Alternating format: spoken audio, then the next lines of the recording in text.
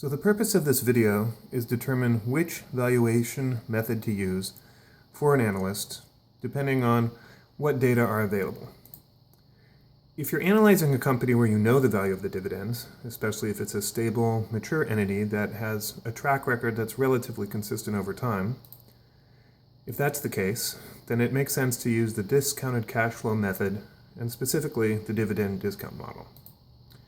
If you don't really know about dividends, for example, a young company that hasn't paid dividends, maybe you know the value of the operating cash flow. That's just cash flows after direct costs, meaning the cost of goods sold and sales, general, and administrative costs. If that's the case, you can use, again, the discounted cash flow model. This time, in the denominator, you would put the weighted average cost of capital. Or, potentially, if you know the value of free cash flow to equity, and again, that's cost of goods sold and sales, general, and administrative costs taken out of cash flows. And in addition, you have to subtract payments to debt holders. If that's the case, you can use discounted cash flow by using the cost of equity in the denominator. Do we know much about comparable firms? Do we know about companies that are similar to the one we're analyzing? If that's the case and market conditions are not extreme, then it's okay to use relative valuation techniques.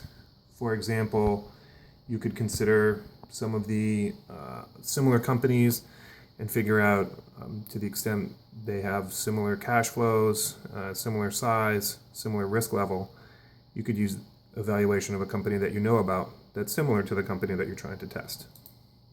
Another possibility is that market conditions are extreme, or we don't really know anything about comparable firms, in which case the analyst is kind of on his or her own.